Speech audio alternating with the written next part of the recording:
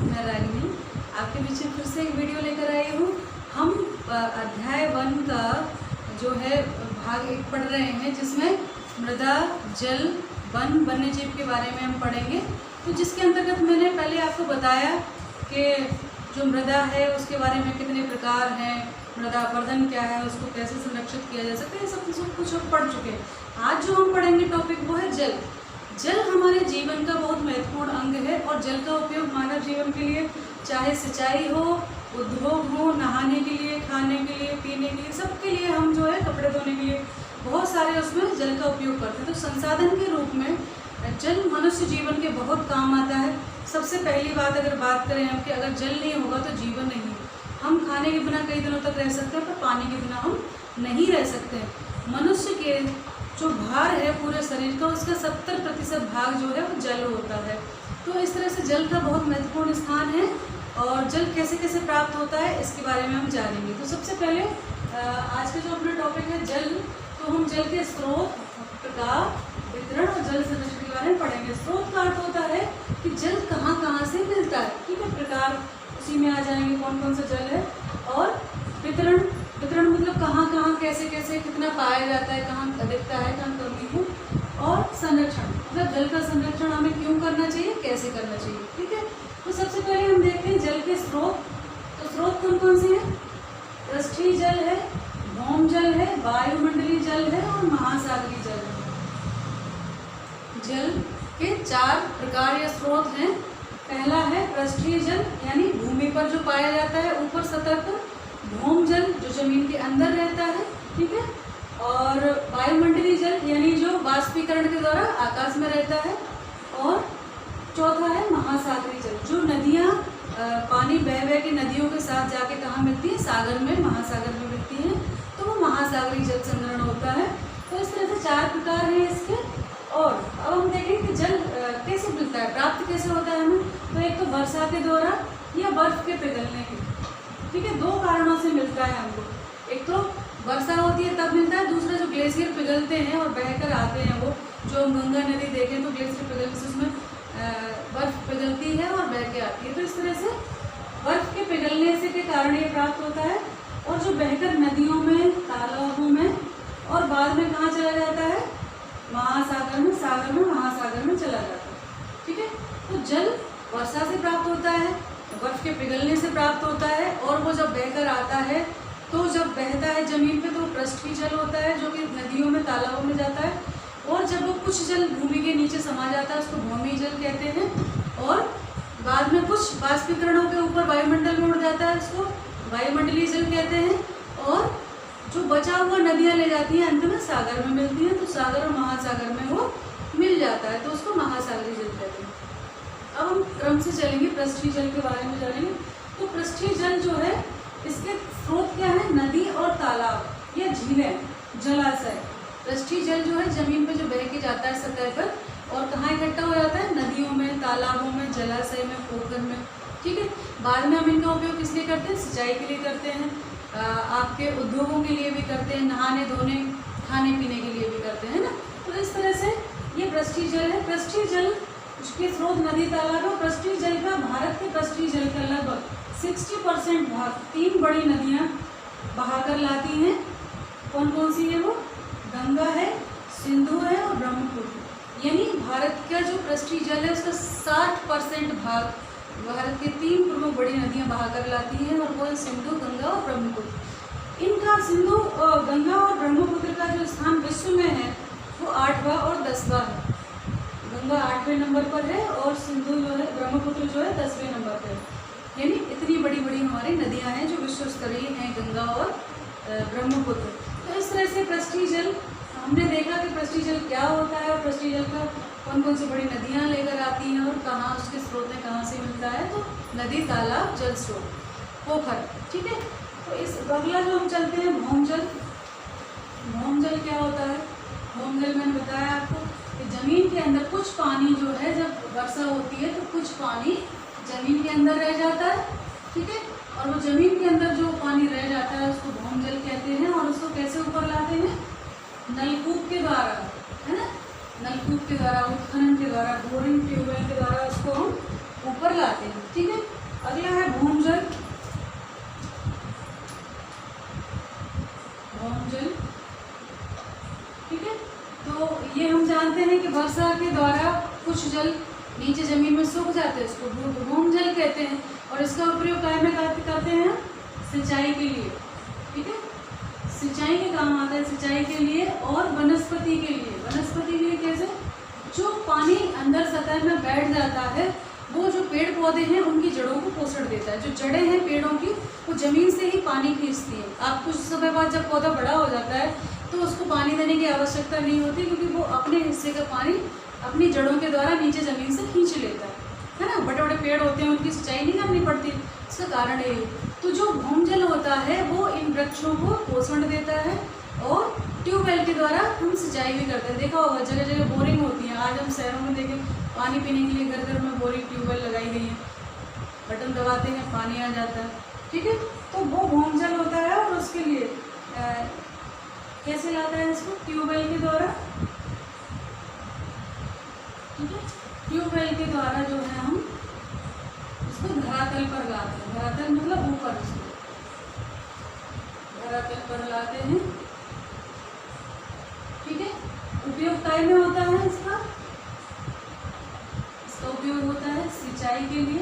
ठीक है, सिंचाई और वनस्पति के लिए, है ना, वनस्पति। ठीक है, तो भूमजल हमने जाना। भूमजल कौन सा जल है? जो जमीन के अंदर होता है और ये वनस्पति के लिए और सिंचाई के लिए काम आता है। और ट्यूबवेल के द्वारा हम इस पानी को ऊपर निकाल लेते हैं। ठीक है, और ये उद्योगों में भी काम में आता है, बागवानी के लिए भी काम में आता है।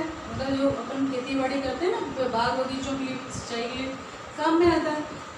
अलग अलग जगह पे अलग अलग क्षेत्र है इसका। भूमजल सब जगह एक जैसा नहीं है। जैसा आपने देखा होगा, कहीं बोर करवाते हैं और पानी नहीं निकलता, कहीं पर जो है 20 फुट पे पानी नीचे निकल आता है जमीन पर, कहीं आप देखिए हजारों फुट नीचे जाके जो है पानी नहीं निकलता है। बोर करवाते हैं ना जमीन में नीचे, तो वो नहीं निकलता। क्यों नहीं निकलता?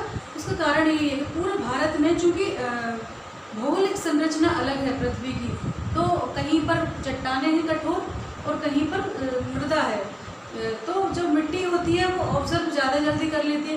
जो चट्टानें हैं वो नीचे जब जल जाता है, मिट्टी के बाद जब चट्टानों से जाता है तो वहाँ एकत्रित हो जाता है, वहाँ आसानी से भीतर नहीं जाता वो, है ना, और बह के आगे निकल जाता है, या फिर बहुत गहरे में चला जाता है जो निकालना मुश्किल होता है। तो इस तरह से जो वितरण है वो अलग अलग है। तो हम देखेंगे कि महाराष्ट्र कहाँ पर कमी पाई जाती है भूमजल की? महाराष्ट्र। ठीक है, और आपका मध्य प्रदेश का कुछ भाग है, मध्य प्रदेश, कर्नाटक, है ना, इन क्षेत्रों में जो है कमी पाई जाती है। तमिलनाडु,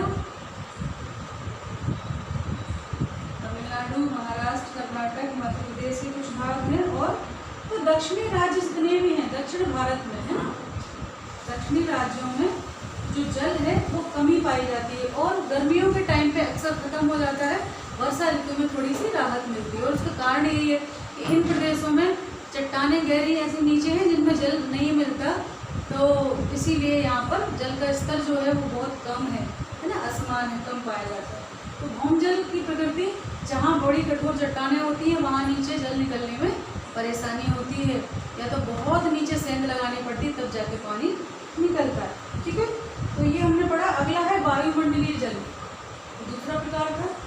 तीसरा है वायुमंडलीय जल। वायुमंडलीय जल ये कहाँ पाया जाता है? ये वाष्पीकरण के द्वारा, हवा के द्वारा ऊपर चला जाता है। कैसे जाता है? वाष्पीकरण द्वारा, वाष्पीकरण द्वारा वायुमंडल में रहता है, वायुमंडल में रहता है और ये उपयोग में नहीं आता है ना, ये उपयोग में नहीं ले सकते हम, उपयोग में नहीं आता। ठीक है, चौथा जो है महासागरीय जल। महासागरीय जल ये क्या है? जो नदियां बहाकर नदियां अंत में सागर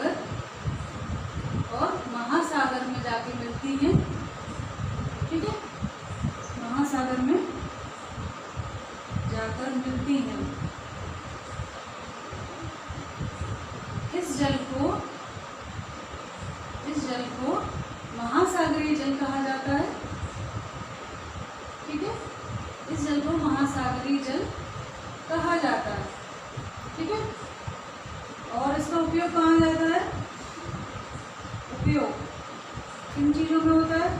इसका होता है जल परिवहन के लिए, जल परिवहन के लिए। जल परिवहन का अर्थ क्या होता है? और मत्स्य उद्योग के लिए, मत्स्य उद्योग के लिए। मत्स्य उद्योग मतलब मछली पालन के लिए भी समुद्र में जो है मछलियाँ बहुत मात्रा में रहती हैं, तो वो मछली पालन भी, मत्स्य पालन भी के लिए भी महासागरीय जल उपयोग में आता है। और परिवहन के लिए, परिवहन क्या होता है? समुद्र में जो जहाज चलते हैं, पोत चलते हैं, वो पानी पर ही चलते हैं, तो उनके लिए महासागरीय जल का उपयोग होता है। इस तरह हम जाना कि 4 स्रोत हैं, 4 प्रकार हैं। पहला है पृष्ठीय जल, इसका स्रोत है नदी, तालाब, और इसका पानी कहाँ यूज होता है? सिंचाई में यूज होता है, नहाने के लिए, खाना बनाने के लिए, पीने के लिए यूज होता है, ठीक है। और उद्योगों के लिए भी कहीं कहीं किनारे पर है ना, गंगा नदी, बड़ी बड़ी नदियों के किनारे उद्योग भी लगे हुए कारखाने। और जो भूम जल है वो ज़मीन के नीचे पाया जाता है, और उसका उपयोग हम उद्योगों के लिए भी करते हैं, सिंचाई के लिए भी करते हैं, वनस्पति के लिए भी करते हैं, और बागवानी के लिए भी करते हैं। सभी के लिए, पीने के लिए भी कर सकते हैं, है ना, अच्छा निकलता है। तो इस तरह से हम देखते हैं कि ये भूम जल किस तरह से काम में आता है, कैसे निकालते हैं? ट्यूबवेल के द्वारा, नलकूप खनन के द्वारा, है ना, बोर करवाते हैं ट्यूबवेल का। और इसका महाराष्ट्र, मध्य प्रदेश, कर्नाटक, तमिलनाडु, दक्षिणी राज्यों में, जो दक्षिण भारत के राज्य हैं, वहाँ पर भूम जल की अधिकता नहीं पाई जाती, कमी पाई जाती है। कारण वहाँ की चट्टानी एरिया है, तो नीचे आसानी से जल नहीं पाया जाता है। तो इस तरह से हमने भूम जल के बारे में जाना। एक तीसरा है वायुमंडलीय जल। तो वायुमंडलीय जल कैसे? वाष्पीकरण के द्वारा उड़ जाता है वायुमंडल, उसका उपयोग हम नहीं कर पाते हैं, ठीक है। हालांकि वो बरसता जमीन पर ही है, लेकिन वो वाष्पीकरण के रूप में जो वायुमंडल में विद्यमान रहता है, उसका हम उपयोग नहीं कर पाते। अगला है महासागरीय जल। महासागरीय जल कहाँ? नदियाँ कहाँ जाती हैं? सागर में और महासागर में। और वो जल जो एकत्रित होता है उसको महासागरीय जल कहते हैं। और उसका यूज कहाँ होता है? जल परिवहन के लिए, जहाँ जहाज चलते हैं पानी में, जो एक समुद्री मार्ग होते हैं ना, एक जगह से दूसरी जगह जाते हैं समुद्री जहाज के द्वारा, तो वो उसके काम आता है, और मछली पालन के काम आता है, ठीक है। आज अभी हमने ये पढ़ा। अगला है जल के उपयोग। उपयोग क्या है? हम सब जानते हैं, जल तो जीवन है, पढ़ा होगा ना, जल जीवन है, जल का संरक्षण करो। कितना ऐड आता है कई बार, जब बरसात आने को होती है, गर्मियों के पहले, गर्मियों के बाद, तो कितना सारा प्रचार आता है टीवी पर, जल संरक्षण करिए, जल बचाइए, जल बचाइए, जल है तो कल है। तो इसी क्रम में जल जो है, उपयोग क्या क्या है इसके? उपयोग में हम लिखेंगे सबसे पहला पीने के लिए। बिना पानी के हम क्या, सारे जीव जंतु मर जाएंगे। पीने के लिए नंबर 1, पीने के लिए, ठीक है। नंबर 2 है खाना बनाने, भोजन बनाने में, है ना। और 3 नहाने और कपड़े धोने के लिए, है ना।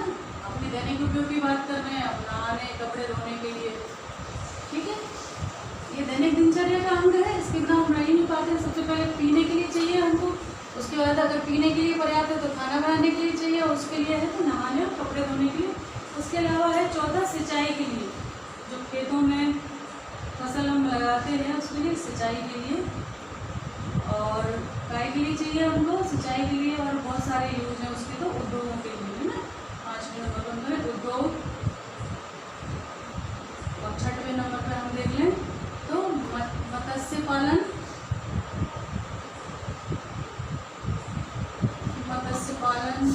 है ना। और भी बहुत सारे यूज हैं जल के बारे में कुछ हो नहीं सकता। जल परिवहन की भी अपन बात करें, और ये जो है इसके लिए यूज होता है देश में। सबसे पहले सबसे ज़्यादा जो पानी की ज़रूरत होती है वो सिंचाई के लिए होती है, ठीक है। अब सिंचाई के लिए स्वतंत्रता प्राप्ति के समय जो था, बहुत सारा पानी था सिंचाई के लिए, है ना। जल स्रोत की जनता कम थी और पानी बहुत था। चूँकि पेड़ पौधों से, वनस्पति से छेड़छाड़ नहीं की थी, तो फिर जल की वर्षा की मात्रा भी अधिक थी, जल स्रोत भी खूब थे। लेकिन धीरे धीरे जनसंख्या बढ़ती गई, विकास के नाम पर हमने अंधाधुंध वनों की कटाई की, वर्षा कम होने लगी, और खपत भी बहुत बढ़ी है ना। जनसंख्या बढ़ी तो खपत बढ़ी। तो इस तरह से पहले लोग सारी भूमि बंजर पड़ी रहती थी, लोग खेती नहीं करते थे, है ना, उतने ही करते थे जितना आवश्यकता। वर्तमान में देखो तो 1 फुट जगह भी कोई नहीं छोड़ता है, जंगलों को काट काट के खेत भी बना रहे हैं, और मकान भी बन रहे हैं, शहर भी बस रहे हैं। तो वर्तमान में जो है साथ साथ जल की खपत बढ़ी और पानी में कमी आई। तो सिंचाई के लिए जो है किस किस लिए कैसे कैसे होती है वो हम देखते हैं। सिंचाई के प्रमुख 3 साधन हैं। सिंचाई के साधन कौन से हैं? 3 हैं प्रमुख, बाकी और भी हो सकते हैं, होते भी हैं। 3 प्रमुख हैं। पहला है नहरें, ठीक है।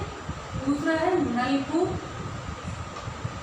नलकूप कौन से होते हैं? जो हम ट्यूबवेल है लगभग उनको ही नलकूप कहते हैं, नीचे से पानी निकालने वाले, ठीक है। और तालाब, तालाब है ना, तीसरे नंबर पे तालाब। मेन सोर्स ये है, बाकी और भी हो सकते हैं। तो नहरें, नलकूप और तालाब ये सिंचाई के लिए प्रमुख 3 संसाधन है, ठीक है। आगे हम देखते हैं जल संसाधन की समस्याएं और संरक्षण। ये तो हमने पढ़ा जल कहाँ से मिलता है, प्रकार क्या है, कहाँ कहाँ ज़्यादा पाया जाता है, कम पाया जाता है। अब है जल संरक्षण की बात करें। ये तो जल के स्रोत पढ़े हमने, प्रकार पढ़े। अब आते हैं जल संरक्षण पर। जल कितना कीमती है और वर्तमान में खत्म होता जा रहा है, इसके स्रोत कम हो रहे हैं, जल की कमी आ रही है, तो हमें जल का संरक्षण करना चाहिए, ठीक है। तो जल संसाधन की समस्याएं, जल से समस्या क्या है? जल संसाधन की समस्या क्या है? ये नंबर 1 तो है प्रदूषण। जल प्रदूषित हो जाता है ना, जो कारखाने हैं, बहुत बड़े बड़े कारखाने हैं, और नदियों में लोग कपड़े धोते हैं, साबुन का यूज करते हैं, उससे नदियाँ दूषित हो रही हैं। और गंगा जो बहुत बड़ी नदी है, उसमें अस्थियाँ बहा दी जाती हैं, जानवर मरे हुए पाए जाते हैं, इंसान बहा देते हैं। तो इससे भी जो नदियाँ हैं जो प्रदूषित हो रही हैं ना, और सबसे ज़्यादा केमिकल्स से। आज जब से ये लॉकडाउन चालू हुआ है, तो देखो जो नदियों की सफाई के लिए गंगा सफाई अभियान और ये यमुना सफाई अभियान चल रहा था, लेकिन कोई असर नहीं था, इतना पैसा खर्च करने के बाद भी प्रयास। लेकिन अब वर्तमान में चूँकि कारखाने बंद हैं, लगभग कुछ समय तो बंद ही रहे थे, अब चालू हो रहे हैं। ट्रांसपोर्टेशन बंद था और लोग का आवागमन बंद था, सारे तीर्थ स्थान वगैरह पे लोग नहीं जा रहे थे, जहाँ जो वैसी व्यवस्था है उससे यूज कर रहे थे। तो गंगा नदी एकदम साफ हो गई, यमुना नदी साफ हो गई। क्यों? क्योंकि प्रकृति ने तो उनको साफ ही बनाया था, दूषित हमने किया, मनुष्य ने उसको गंदा किया है ना, उसके दुष्परिणाम भोग रहे हैं। तो इस तरह से हम कहते हैं प्रदूषण एक बहुत बड़ी समस्या है, और वो कारखानों के द्वारा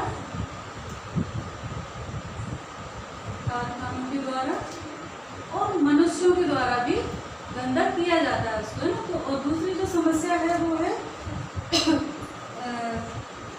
उपलब्धता की, है ना।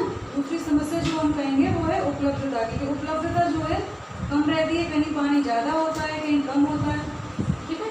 तो दूसरा है संसाधन का अभाव, संसाधन का अभाव, यानी कहीं पर ज़्यादा होता है पानी, कहीं कम। जैसे मैंने बताया कि जो गंगा तट के किनारे हैं, सारे शहर हैं, यूपी का क्षेत्र है, मध्य प्रदेश का भी जो क्षेत्र है, नर्मदा वगैरह के क्षेत्र, वो खूब सारा पानी है। लेकिन जो पर्वतीय क्षेत्र हैं या कहीं रेगिस्तानी क्षेत्र हैं, वहाँ जल कम होता है। तो इसलिए हमें जल के संरक्षण की आवश्यकता है। ये समस्याएं हैं जल के संसाधन का अभाव और प्रदूषण, इसलिए हमें जल संरक्षण करना चाहिए, ठीक है। क्योंकि जल नहीं होगा तो सारी चीज़ें कैसे मैनेज होंगी। तो उसके लिए हम क्या उपाय कर सकते हैं वो पढ़ेंगे, ठीक है। जल संरक्षण के उपाय और कौन से हैं? जल संरक्षण के उपाय हैं। नंबर 1 है वर्षा जल को संग्रहण और इसके अपवाह को रोकना। नंबर 1 है वर्षा जल का संग्रहण और अपवाह रोकना, अपवाह रोकना, ठीक है। और दूसरा है आपका छोटे बड़े सभी नदी जल संग्रहण क्षेत्रों को वैज्ञानिक प्रबंधन, यानी सभी जल संग्रहण केंद्रों का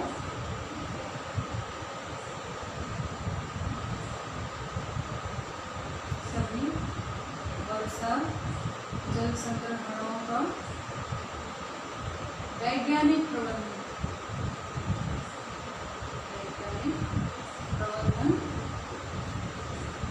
ठीक है। अगला जो है वो हम कैसे संरक्षित कर सकते हैं, तो वो है जल को प्रदूषण से बचाना। तीसरा है जल को प्रदूषण से बचाना। ठीक है, तो ये और कम खर्च करके भी ना जल को सेव करके भी हम जल का संग्रहण कर सकते हैं।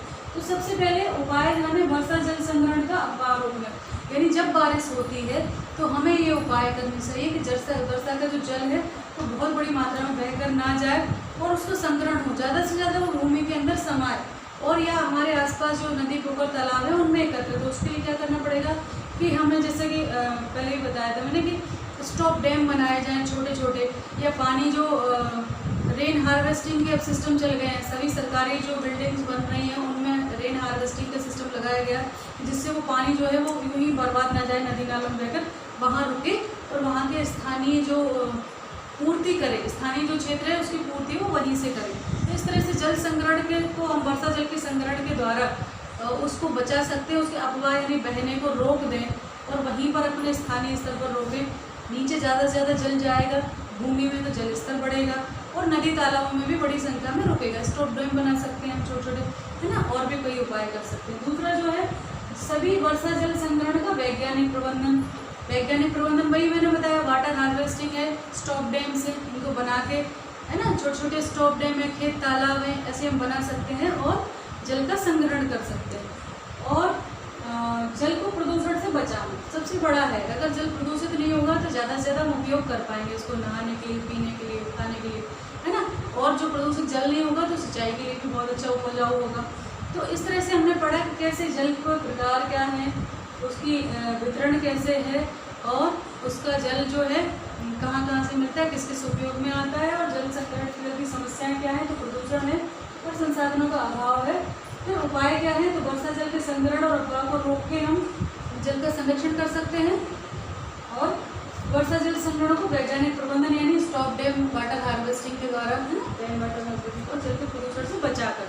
तो ये नियम बनने चाहिए प्रदूषण के लिए कि नदियों में बन भी गया है। अभी मैंने देखा है बहुत सारी नदियों में, गंगा में आप नहाने पर प्रतिबंध ऊपर पट्टी लगी होती है, आप नहाने में साबुन का यूज नहीं कर सकते हैं, कपड़े धो नहीं सकते, वहाँ सिर्फ स्नान कर सकते हैं। तो इस तरह से थोड़ा बहुत प्रभाव धीरे धीरे करेंगे तो जरूर होगा। सबसे बड़ा आप जो बच्चे हैं वो इस चीज़ को सबसे ज़्यादा फैलाएंगे, है ना, साक्षर शिक्षित करेंगे, अवेयर करेंगे लोगों को, तो आगे चल के और अपने जीवन में आप संकल्प लेंगे कि आप कोई ऐसा काम नहीं करेंगे कि जल जो है वेस्ट करें या फिर उसको प्रदूषित करें, तो जरूर परिवर्तन होगा। इसी के साथ ये वीडियो समाप्त है। कल हम वन्य जीवों के बारे में, वन के बारे में जानेंगे। नमस्कार, ध्यान रखिए और पढ़ाई करते रहिए।